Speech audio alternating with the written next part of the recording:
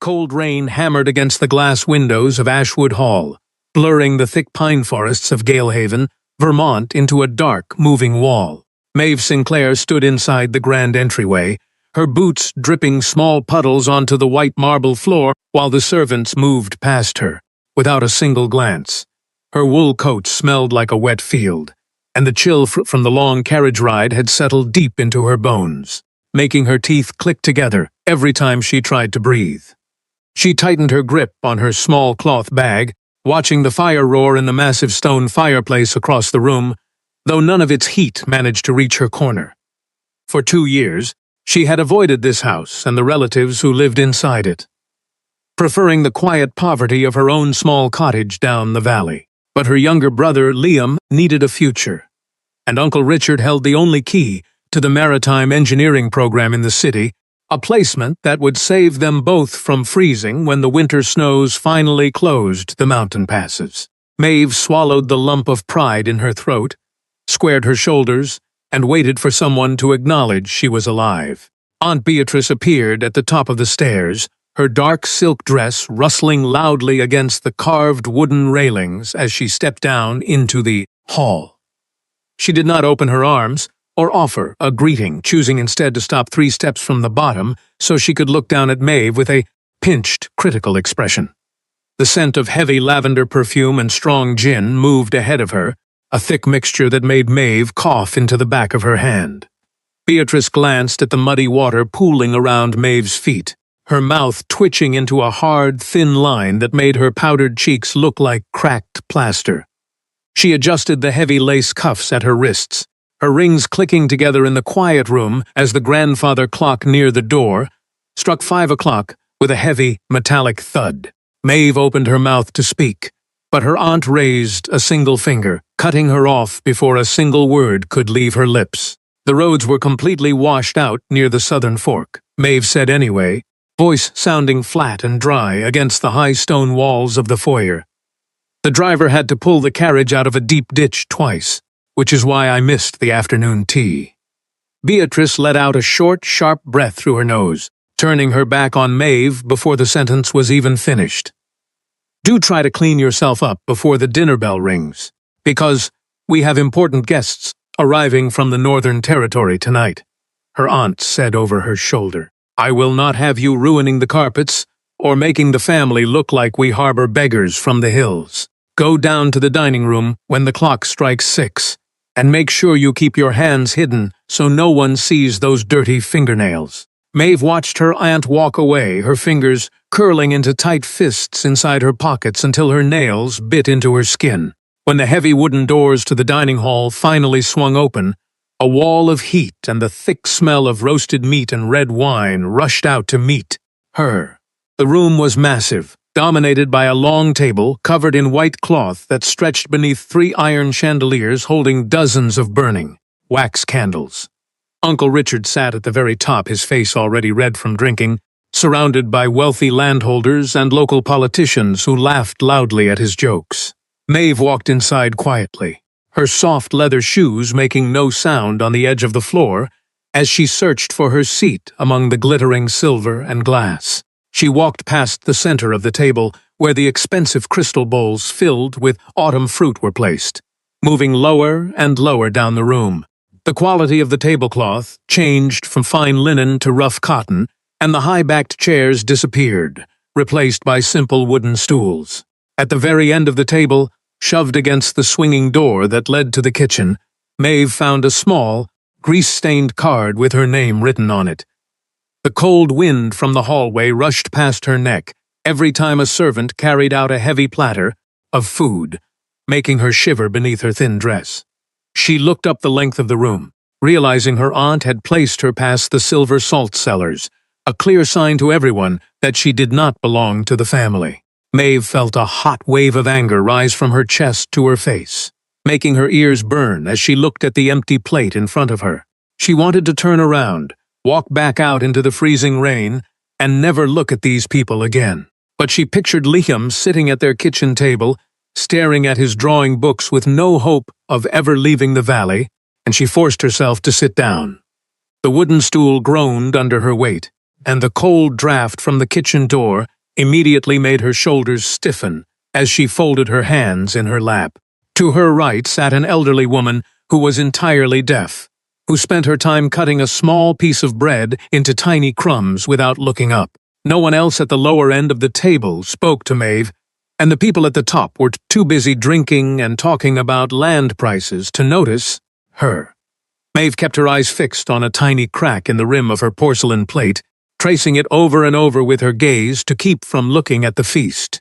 Her stomach twisted with a sharp ache of hunger as the servants carried plates of beef past her, ignoring her empty hands as if she were a ghost. She told herself that she only needed to endure this one night, get the signature for Liam, and then she could leave. The entire room suddenly grew quiet, not with a sudden silence, but with a slow dropping of voices that started at the main doors and moved down the table.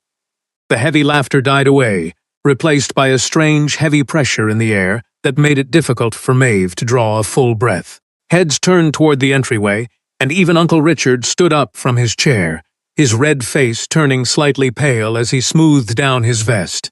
Maeve did not look up at first, keeping her eyes on her plate, but the temperature in the room seemed to drop 5 degrees in a matter of seconds. She felt the hairs on her arms stand up, an instinctive alarm ringing in her mind that told her something dangerous had just walked into the room. The footsteps that entered were slow, heavy, and completely steady, moving with the confidence of someone who owned the ground beneath him. "Your presence is a great honor, Silas," Uncle Richard boomed, his voice shaking slightly despite his loud tone as he gestured toward the empty seat at his right hand. "We were worried the mountain storm would keep you in the north, but we kept the fire burning, and the wine poured just for you." Maeve finally raised her head, looking through the forest of tall silver candlesticks to see the man everyone was staring at. He was tall, his shoulders broad beneath a dark coat that looked black in the dim light. But it was his face and hair that made her breath catch. His hair was completely white, the color of fresh Mount Frost, falling in sharp lines around a face that was as pale as winter snow. His skin looked translucent under the candles, completely flawless and white, making his dark eyes look like 2 pieces of coal set into ice. He did not look at Uncle Richard, and he did not move toward the expensive chair that had been prepared for him at the head of the table. His pale, intelligent eyes scanned the long row of guests, looking past the diamonds, the silk ties, and the fake smiles of the town elites. His gaze moved down the table, past the salt cellars, until it locked directly onto Maeve sitting by the kitchen door. Maeve felt her heart hit her ribs like a trapped bird, her breath stopping in her throat as those cold eyes held her own. She wanted to look away, to hide behind the deaf woman next to her, but she was completely frozen by the intensity of his look. Silas stood perfectly still for 3 seconds, the white hair framing his pale face, giving him the appearance of a winter ghost, before he reached out a pale hand. Silas gripped the top of the heavy mahogany chair that had been set for him next to Uncle Richard, his pale fingers contrasting sharply with the dark wood. He did not look at the footman who rushed forward to help him, nor did he offer any word of explanation to the waiting hosts. With a single smooth pull, he dragged the heavy chair away from the top of the table, the wooden legs striking the floor with a loud scrape. The sound was incredibly harsh, cutting through the polite silence of the room like a physical blow, and causing several elderly women to jump in their seats. Silas did not lift the chair. He simply walked down the length of the room, dragging the heavy wood behind him across the floorboards. The entire dining hall watched in absolute shock as the white-haired man moved past the wealthy guests, his expression completely blank. Scrape, thud, scrape. The heavy legs of the chair left light marks on the dark wood of the floor as Silas walked past the centerpieces and the silver platters. Uncle Richard stood with his mouth open, his hand still holding his wineglass in the air, completely unable to speak as his guest of honor walked away. Aunt Beatrice gripped her napkin so tightly, her knuckles turned white under her powder, her eyes wide with a mixture of anger and panic. Maeve sat perfectly still on her wooden stool, her heart hammering against her ribs as the sound of the chair grew louder and louder. She closed her eyes for a second, wishing the floor would open up and swallow her whole, because she knew exactly where he was going. When she opened her eyes, the dark coat was right next to her, blocking out the light from the nearest chandelier. Silas stopped right at the edge of the rough cotton tablecloth, looking down at the narrow space between Maeve and the deaf woman. Without asking for permission, he shoved his heavy mahogany chair into the small gap, forcing the deaf woman's stool a few inches to the side with a sharp screech. He then sat down, the wood groaning under his weight as his broad shoulder brushed lightly against Maeve's sleeve. The skin of his face was so pale it seemed to glow in the dim corner, and a strange scent of cold wind and winter pine washed over her. He was so close that Maeve could feel no heat coming from him, only a stillness that felt like the deep woods in January. Silas reached out, took a piece of bread from the small basket, and split it in two with his long fingers. "Pass the butter," Silas said, his voice a low, quiet rumble that was meant only for her ear, though the silence in the room made it carry. Maeve's hand shook as she reached for the small porcelain dish, the silver knife clattering against the edge before she could grip it properly. She hated herself for showing weakness, but the sheer presence of the white-haired man next to her was completely overwhelming. She pushed the dish toward him, keeping her eyes down so she would not have to look at his snow-pale face or his dark eyes. "Thank you," he murmured, his tone completely ordinary, as if he sat at the lowest end of a dining hall every night of his life. Around them, 60 pairs of eyes were fixed on their corner, no one eating or speaking as the tension stretched tight. "What are you doing?" Maeve hissed under her breath, leaning slightly toward him so her aunt would not hear her voice across the room. "You are making a scene, and you are dragging me right into the middle of it, as if this were some kind of joke. I was already humiliated enough by being placed down here by the kitchen, and now you have made sure everyone is staring at me." Silas took a slow bite of the bread, chewing deliberately before he turned his head to look at her fully. His pale gray eyes were completely clear, showing no sign of pity or amusement, which surprised her more than his actions. "I did not move down here for your benefit," he said bluntly, his voice steady and calm. Maeve felt a hot flush of embarrassment creep up her neck, her shoulders pulling inward as she shrank back onto her stool. She felt entirely foolish for thinking a powerful man from the northern peaks would care about her placement at a dinner table. "I moved," Silas continued, his gaze drifting up the long table to where Uncle Richard sat watching them with a terrified expression, "because I refused to sit next to a pig. Your uncle spent the last 3 months selling the grain reserves of his tenant farmers to the logging companies while the village children went hungry.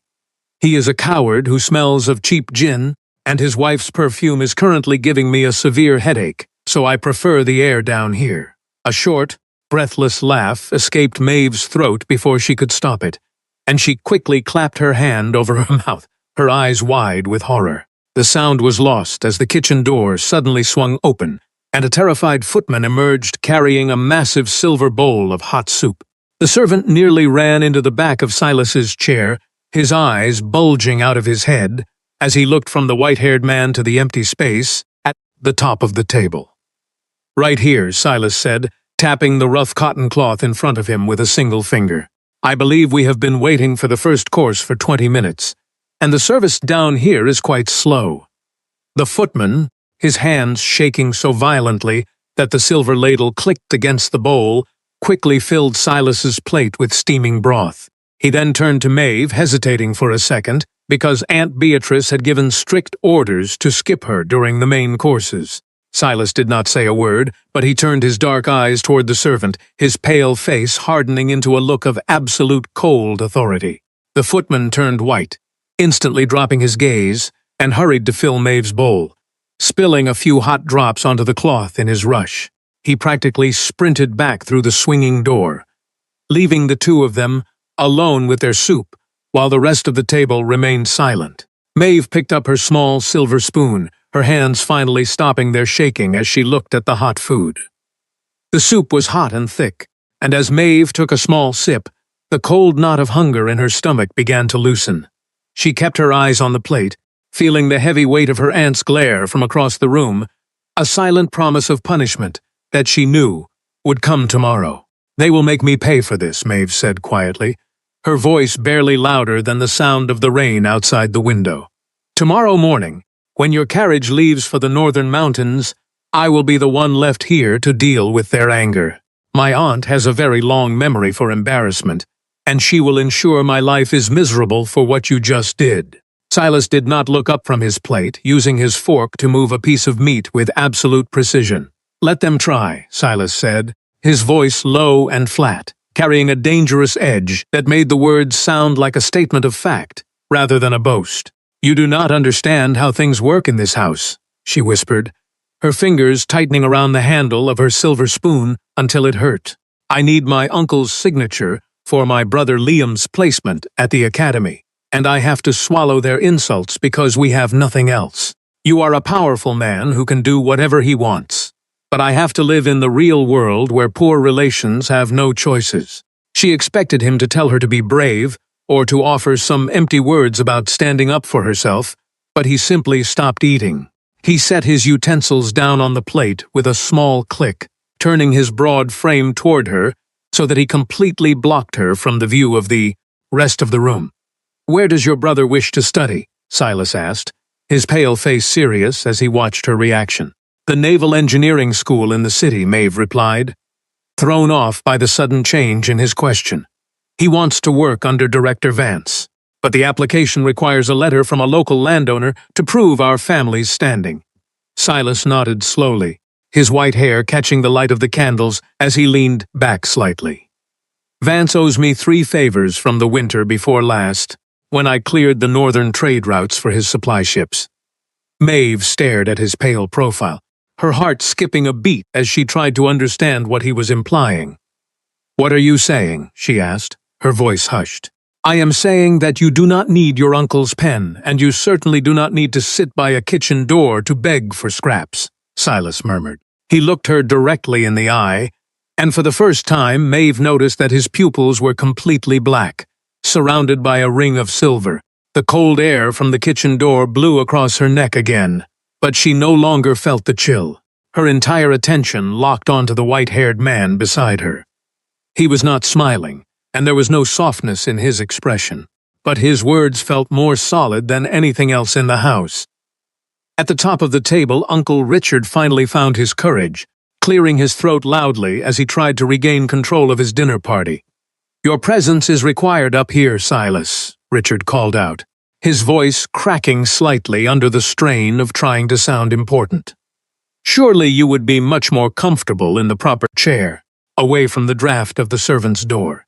The entire room held its breath, waiting to see how the powerful man from the north would respond to the direct request. Silas did not raise his voice, nor did he look up from his plate as he picked up his heavy glass of wine.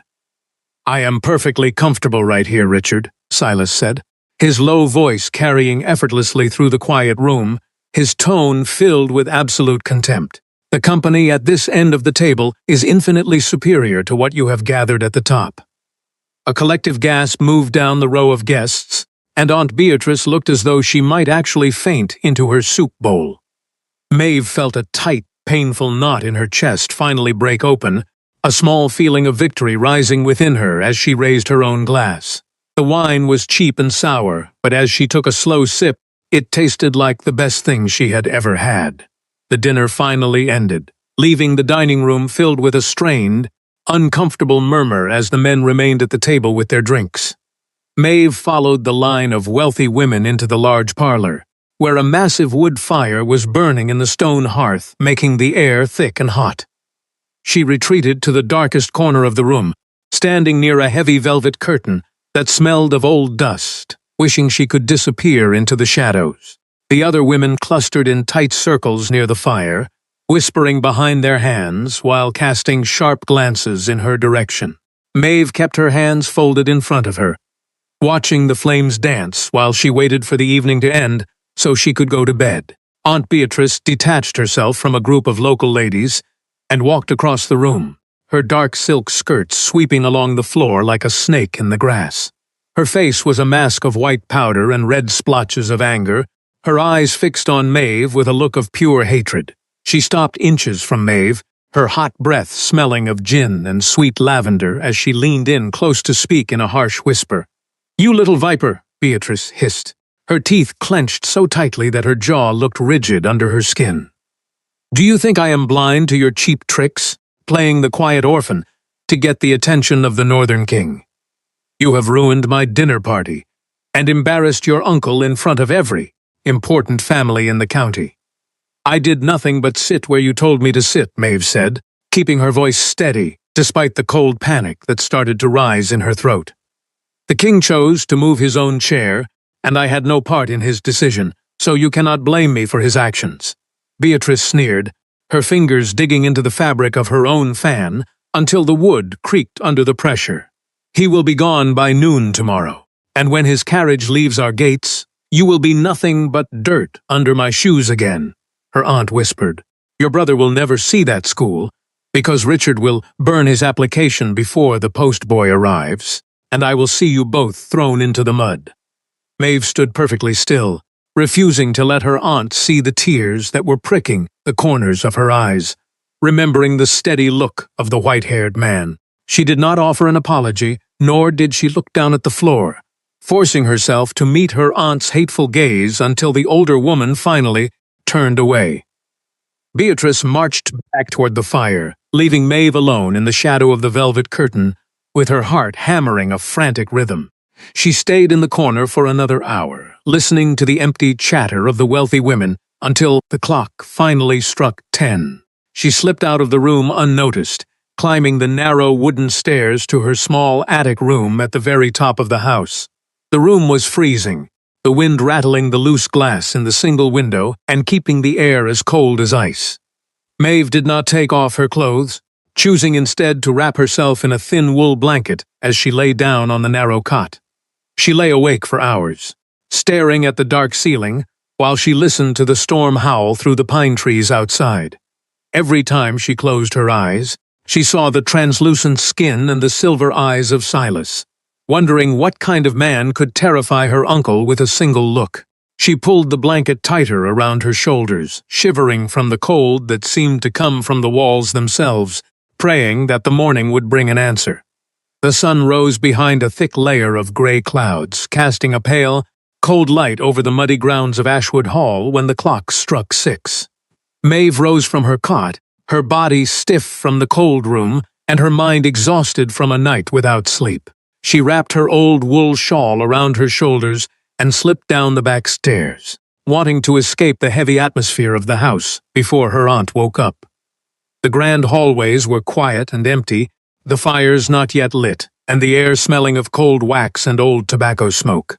She let herself out through the kitchen door, walking quickly through the wet grass toward the large wooden stables at the back of the property. The air inside the stables was instantly warmer, filled with the rich, heavy scent of fresh hay, dry earth, and warm horses. Maeve walked down the central aisle, letting her fingers trail along the rough wood of the stall doors as the sound of horses chewing oats brought a sense of calm to her mind. She stopped near a large brown mare, leaning her head against the wooden bars and closing her eyes to enjoy the peace of the quiet morning. "She bites if you crowd her," a low, rough voice said from the shadows, causing Maeve to jump back with a sharp gasp. Silas was standing 3 stalls down, holding a wooden brush in his hand as he looked at her through the dim light. He was not dressed in his fine coat, wearing instead a simple white linen shirt with the sleeves rolled up to his elbows, revealing strong forearms. His skin looked even whiter in the morning light, almost like carved marble against the dark wood of the horse stall, and his white hair was tied back with a leather strip. He was grooming a massive black stallion that snorted and stomped its foot, though the animal remained perfectly still under the touch of Silas's pale fingers. "Your Grace," Maeve stammered, her cheeks turning red as she took a step back down the aisle. "I apologize. I did not know anyone was awake at this hour, and I did not mean to intrude on your time." Silas tossed the brush into a wooden bucket, the sound loud in the quiet stable, and wiped his hands on a clean cloth. "The horses do not care about the hours of the house, and neither do I," he said, leaning against the stall door to study her face with his dark eyes. "You look terrible, Maeve," he stated bluntly, his tone without any politeness as he noted the dark circles under her eyes and her pale skin. A short, genuine laugh escaped her lips before she could stop it, her shoulders relaxing slightly under his direct words. "Your compliments are truly wonderful. Your Grace," she replied, a small smile touching her lips for the first time all morning. "Silas," he corrected roughly, his gray eyes locking onto hers with a serious expression. "If we are going to plan against your relatives, you might as well use my name instead of titles." He reached into his pocket and pulled out a thick piece of folded paper, sealed with a heavy layer of dark red wax. He held it out to her, the white of his hand making the dark wax look like a drop of fresh blood in the shadows of the stable. Maeve took a slow step forward, her heart skipping a beat as she looked at the paper that held her brother's entire future. "This is a direct letter to Director Vance," Silas explained as her fingers closed around the heavy parchment. "Liam is to present himself at the city office on the first day of next month, and his place in the program is guaranteed under my name." Maeve clutched the letter to her chest, her eyes burning with tears that she refused to let fall as a massive weight left her shoulders. "I do not know how to repay you for this," she whispered, her voice shaking. "I have nothing to give a man of your position, and we are strangers." "I told you the price last night," Silas said, his voice dropping to a low rumble that seemed to vibrate through the wooden floor of the stable. "Watching your uncle turn white was worth the effort, and the debt is completely settled between us, so do not speak of repayment." "Your aunt told me last night that you would be gone by noon," Maeve said, the words spilling out before she could think to stop them. She said, "Uncle Richard would burn the papers and throw us into the mud the moment your carriage cleared the front gates." Silas's face went completely still, his eyes turning cold and dark, as he stared at the stable wall for a long moment, a small muscle jumping in his jaw. "Plans have changed," he said flatly, his voice carrying a dangerous quiet that made the horses in the stalls shift uneasily. "The mountain roads are completely ruined by the storm, and it would be highly irresponsible of me to risk my horses in such deep mud. I believe I will be forced to stay at Ashwood Hall for another 5 days, perhaps a full week, until the ground dries out." Maeve looked at him, realizing the excuse was a complete lie designed to keep her relatives from touching her while she remained in the house. "Uncle Richard will know the roads are fine," she said quietly. "Let him know," Silas replied, a small, cold light appearing in his silver eyes. "What is he going to do about it? Turn a king out into the rain. Take the letter to the postboy down the road yourself. Hide it from your aunt, and stay in the main parts of the house where they cannot touch you." When Maeve walked into the entryway of the main house, she found Uncle Richard standing near the grand staircase, wearing a bright silk robe that made his red face look even darker. He marched toward her, his slippers slapping loudly against the marble floor as he pointed a thick finger directly at her face, his breath smelling of stale alcohol. "Where have you been?" he demanded, his voice echoing off the high stone walls and causing a passing maid to drop her dusting cloth in fear. "Your aunt spent the entire night with a severe headache because of your behavior yesterday, and you will go to her room right now to beg for her forgiveness." "I have nothing to be sorry for, Uncle," Maeve said, standing straight and keeping her arms flat at her sides, refusing to shrink away from him as she had done for the past 2 years. Richard's eyes bulged with anger, his hand shaking as he stepped closer to her, his shadow covering her completely in the dim hallway. "You will do exactly as I say, or I will see to it that your brother spends the rest of his life working in the coal mines down the river," he hissed. "I will ruin both of you before the sun sets today, and no one in this county will ever give you a single dollar of work." "You will not be writing to anyone, Richard," a cold voice said from the front door, causing the older man to spin around so fast he nearly tripped over his own robe. Silas walked into the hall, his muddy boots leaving dark tracks on the clean marble floor as he carried a short riding crop loosely in his hand. He did not look angry, but his white hair and pale skin gave him an unearthly appearance that made Uncle Richard instantly take 2 steps back. Silas stepped between them, his broad shoulders completely blocking Maeve from her uncle's view as he tapped the crop against his leg with a sharp click. "I found a major problem with my carriage axle this morning," Silas said smoothly, his dark eyes fixed on Richard's shaking frame. "It seems I must accept your hospitality for a few more days while my men perform the necessary repairs to the wheels." Richard swallowed hard, his face turning a pasty white as his anger disappeared, replaced by a deep panic that made his hands shake within his large sleeves. "Of course, it is an honor, Your Grace, but this girl requires family discipline," Richard spluttered, gesturing weakly toward Maeve. "I find family discipline incredibly boring, Richard," Silas said softly, the low tone of his voice carrying a threat that made the older man completely still. "What I do find interesting is a report from the northern town regarding the missing funds from the timber tax, a tax that I believe you manage for the county." The remaining color left Richard's face, leaving him looking like a ghost as he closed his mouth and lowered his hand to his side. "While I am here, I expect this house to be quiet, and Miss Sinclair will take her meals at the main table, away from the kitchen doors," Silas added. The next 3 days were filled with a quiet, heavy tension that settled over every room in Ashwood Hall like a thick blanket of winter fog. The rain continued to fall in a steady drizzle, keeping everyone trapped inside the stone walls where the only sound was the ticking of the clocks.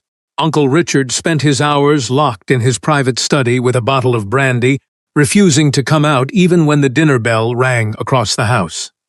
Aunt Beatrice moved through the long corridors like a silent, heavily perfumed ghost, her dark eyes tracking Maeve with an expression of pure hatred that she did not dare put into words. But neither of them spoke a single harsh word to Maeve, completely stopped by the constant presence of the white-haired king, who seemed to be everywhere. Maeve spent her afternoons in the large library at the back of the house, the only room that smelled of old paper and wood smoke rather than wine and lavender. Silas joined her there every day after noon, taking a large leather chair by the fire where he would sit for hours without saying a word, a book resting in his pale hands. He did not try to talk to her or perform the duties of a guest, content to let the silence stretch between them as the fire burned down to red coals. It was a comfortable quiet, the understanding of two people who had no desire to pretend for the rest of the world, and Maeve found herself looking forward to those hours. On the afternoon of the 4th day, Silas closed his book with a soft thud, leaning forward to look at the large map of the Northern Territory that Maeve was studying. "Your uncle is a thief," he said bluntly, his low voice cutting through the quiet room and causing Maeve to look up from the paper. "I have been looking through the town land records that he keeps in the main desk, and he has been overcharging the local farmers for their winter wood by 40%. He takes their money to pay for his wife's silk dresses and his own losses at the card tables in the city, leaving the village families to freeze." Maeve set her pencil down, a cold feeling of disgust rising in her stomach as she looked at the fire dancing in the hearth. "I knew he was a hard man, but I did not realize he was breaking the law to line his own pockets," she said quietly. "He is not breaking the law," Silas corrected with a sharp, bitter edge to his voice as he stood up to walk toward the window. "The law belongs to the men who own the land, not the people who work the dirt, and it protects his right to be a parasite on the valley." He stood with his back to her, his white hair bright against the gray light of the window, his broad shoulders rigid with anger. "You care about them," Maeve observed softly, standing up from her desk and moving across the room until she was a few feet away from his long shadow. "More than you like to admit to anyone else, because you stayed in this house to stop him from hurting the people who cannot fight back against his power." Silas turned around to look at her, his pale face inches from her own, his dark eyes carrying a deep burning light that made her breath stop. "My own father was exactly like your uncle, except he had an entire northern kingdom to ruin instead of a small valley estate," Silas whispered, his voice a rough rasp. "He spent his life drinking and selling our forests to pay for his pleasures in the south, leaving our people to die of the winter cold when the roofs caved in," he continued. "When I took his place 5 years ago, the land was completely ruined, and I spent 3 years in the mud rebuilding the cabins with my own hands. I do not have a good heart, Maeve, but I have a violent hatred for men who break the things they are supposed to protect." Maeve looked at his pale face, feeling the intense truth of his words move through the space between them until she could no longer feel the chill of the room. Without thinking about the rules of the house, she reached out her hand and placed her fingers gently on his broad shoulder, feeling the hard, coiled muscle beneath the dark wool. Silas froze at her touch, his dark eyes dropping to her pale hand before he slowly raised his own hand to cover her fingers with his palm. His skin was completely cold, like ice from the mountain peaks, but his grip was firm and steady, anchoring her to the floor as they stood by the window. They remained like that for a long time, listening to the rain hit the glass, two cynical people who had found a strange, quiet understanding in the middle of a cruel house. The sun finally broke through the heavy clouds on the morning of the sixth day, casting long lines of bright gold light across the wet stone walls of Ashwood Hall. Maeve sat at the main breakfast table, spreading a small amount of fruit preserves onto her bread, while her aunt and uncle sat in complete silence at opposite ends. The atmosphere was broken when the front doors banged open, and a tall courier covered in mud from his long ride walked straight into the dining room without being announced. He moved past Uncle Richard, stopping next to Silas's chair to hand him a thick letter sealed with the official mark of the City Maritime Academy. Silas took the paper, breaking the black wax with his thumb before unfolding the large sheet to read the words written inside, with his sharp gray eyes. He did not smile, but he looked across the table at Maeve, his low voice carrying clearly through the silent room as he read the lines aloud. Liam Sinclair has been officially accepted into the Advanced Engineering Program, with orders to report to the city docks by the 12th day of this month, Silas read. The document is signed by Director Vance himself, and his placement cannot be changed by any local authority or landowner. Maeve closed her eyes, a long, shaking breath leaving her lungs as the invisible cage she had lived in for 2 years finally shattered into pieces. Liam was safe, his future was completely secure, and her uncle could no longer use her brother's name to force her into compliance with their demands. Richard looked down at his plate, his face a mixture of gray skin and dark purple veins as he realized his absolute control over Maeve was completely dead. Silas stood up from his chair, folding the paper and tossing it onto the table in front of Maeve before turning to his servant. "Prepare the horses," Silas ordered, his tone flat and businesslike as he looked toward the entryway of the house. "The roads are dry enough for travel, and we will leave for the northern peaks within the hour, so make sure the carriage is ready." Aunt Beatrice let out a sharp gasp, her eyes turning toward Maeve with a sudden, predatory look that showed she was already planning her revenge for the moment the guest left.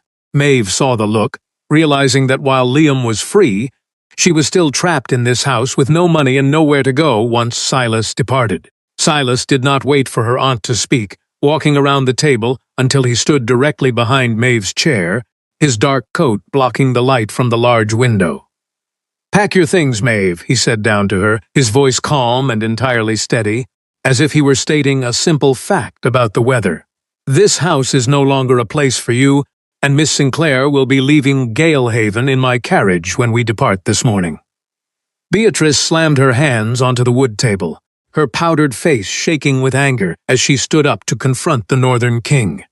"You cannot take her," her aunt shrieked, her voice high and sharp against the stone walls. "She is an unmarried woman under our care, and leaving with you will completely ruin her reputation in the county." "She is already ruined by living under the roof of a thief and a coward," Silas replied bluntly, his dark eyes turning toward the older woman until she shrank back. He looked down at Maeve, extending his pale, cold hand toward her with his palm facing upward in the bright morning light. "My estate in the north is very large. It is always freezing, and my head clerk is an old man who cannot manage the timber books to save his life," Silas said softly. "I need someone who knows how to find a thief, someone who does not mind the mountain mud, and my library is much larger than this one." Maeve looked at his white hand, realizing it was not a promise of soft words or poetry, but an offer of a real life built on respect and shared strength. She did not hesitate, placing her hand into his cold, firm grip as she stood up from her stool, leaving her past behind her in the quiet room. The shadow of Ashwood Hall fell away behind the carriage as the heavy wooden wheels turned onto the mountain road, moving steadily toward the high white peaks of the north. Maeve watched the dark stone chimneys disappear behind the thick pine trees, feeling no regret or sadness for the life she was leaving in the valley below. She rested her hand against the small leather pouch that held Liam's acceptance letter, knowing that her brother was already packing his things for the city while she moved toward her own unknown future.